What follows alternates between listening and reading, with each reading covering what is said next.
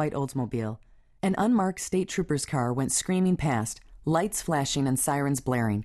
He grabbed his mic as his foot hit the accelerator. "I think her car just went by. Is someone behind her in an unmarked squad car?"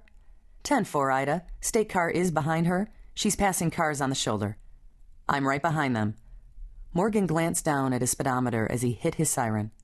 70 miles per hour and climbing. 80, 90, and still he couldn't catch up. And the ramp for Highway 43 was coming up fast. Hitting his brakes, he swung over into the right lane.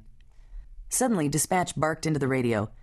"State Police Officer Bolt is right behind her, but she isn't pulling over. She's increased speed. All units be advised, she is heading for the bridge."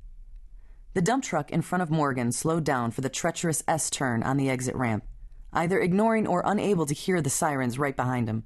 Morgan moved a little to the left, hoping to get the truck driver's attention, but the effort was wasted. The truck merely slowed into the turn, leaving no room for Morgan to slide past him.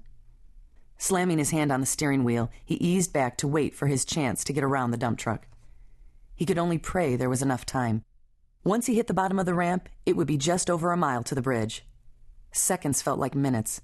As he monitored his deputies, received updates on the suicidal woman, and impatiently followed the dump truck, Bill Morgan felt his heart pounding into overdrive. When they reached the bottom of the ramp, Bill glanced in his mirrors, saw the opening, and shot out onto Highway 43. Up ahead, he could see Bolt's lights flashing. He pressed down on the accelerator, taking the squad car to the limit. 90, 100, 110, 120. He hit the bottom of the bridge and saw the state police car skid to a stop at the top of the bridge. No, no, no. He glanced in his rearview mirror and saw another car, lights flashing, right on his tail. He grabbed his mic. "We're on the bridge." Slamming on the brakes, he skidded to a stop next to Bolt's car. There was no sign of the woman, and no sign of Trooper Bolt. His heart fell, and he reported back to dispatch. "She jumped." Preface. A few thoughts. If you're not prepared, the drama of this book could wear you out. It's my real-life drama, dealing with postpartum depression, PPD, and the traumas I have endured throughout my life. Many women who suffer from postpartum depression get over it quickly. They had a good childhood and no other psychological issues, and not long after giving birth, the chemical imbalance they experienced returns to normal. End of story. But if there are other emotional traumas that haven't been dealt with, the postpartum trigger can drop a huge emotional bomb into a woman's life. I'm the first to admit that some aspects of my story are extreme. I didn't just have PPD. I had PPD as well as long-term sexual abuse by someone I trusted. I didn't experience only PPD and sexual abuse, but my mother rejected me when she discovered the abuse. I didn't experience only the PPD, the sexual abuse, and the rejection, but the residual effects of these things led to my making bad decisions, which in turn produced other hurtful events. It was a never-ending cycle that led me to the bridge that morning. I'm not writing this book so that people will feel sorry for me. Rather, I want this book to give someone else hope, the hope that she can be a survivor and start living a happy and whole life. And while this book will firmly address the important issue of PPD, my problems were much bigger than that. They stem from childhood trauma, emotional triggers, unresolved pain, abandonment, marital dilemmas, and faith trials. But my story is also about many great friends, successes, setbacks, and finally a road filled with hope. My story is about a lifetime packaged with pain, and how through the gift of friendship, a strong measure of faith, a loving spouse, and some good medications, I have progressed from wanting to end it all to having much more to look forward to than I could ever have imagined. What I want to say is this: if I can make it through all the traumas I've gone through, you or your loved one can too. It wasn't easy. It didn't happen overnight, but the process was worth it, every painful step. And while I know that I am not yet 100% out of the woods emotionally, I also know that few people are. We all carry baggage that affects us in our adult years.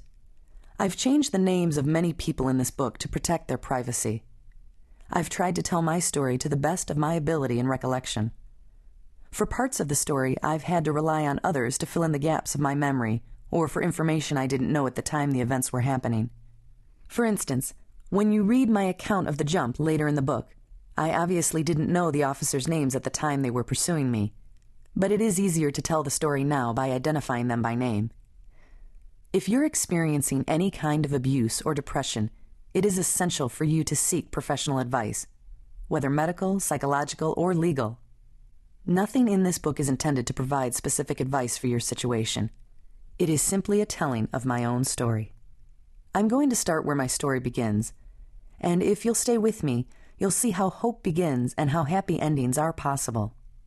And I think you'll see that God did a miracle in me and in my family.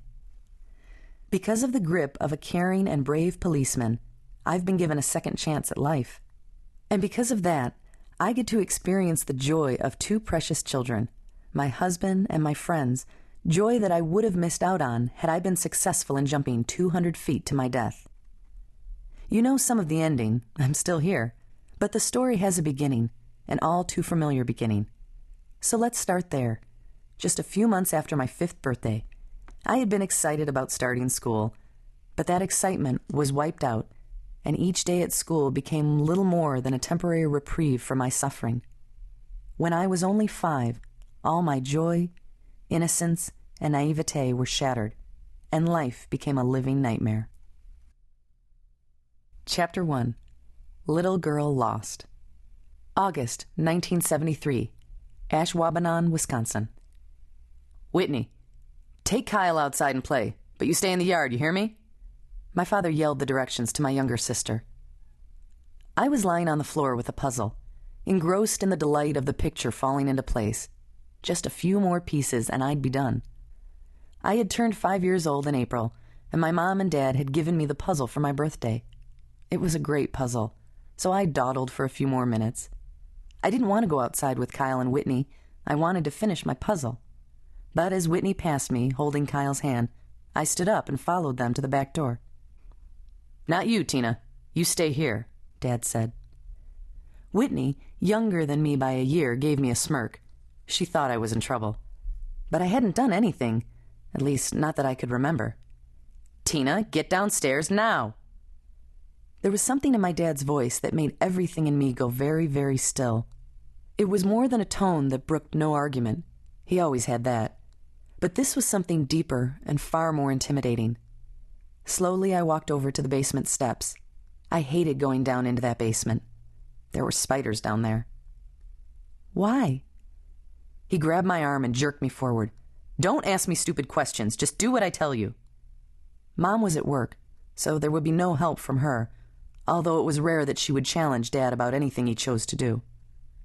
My mind raced with questions. What had I done to make him mad? Why did I have to go to the basement? Maybe someone had spilled laundry detergent on the floor and I was going to get punished for it. The basement was cool and damp, the concrete blocks marked in some places by water stains and mold. Old boxes were stacked in the corner, holding belongings that the family no longer used. My sled hung from nails in the exposed beams overhead, along with ice skates, wire, fishing poles, and rope. The washing machine stood silent under the single bulb that hung from the ceiling and gave a little light to the dreary basement. The 2 well windows let in precious little sun. Daddy? We reached the bottom of the steps, and he took my arm again, leading me back around under the stairs to the desk he had set up. My mother had wondered why he wanted to set up a small office down in the basement. It was so dank and dark, but he insisted he needed a quiet place to work. Dad sat down.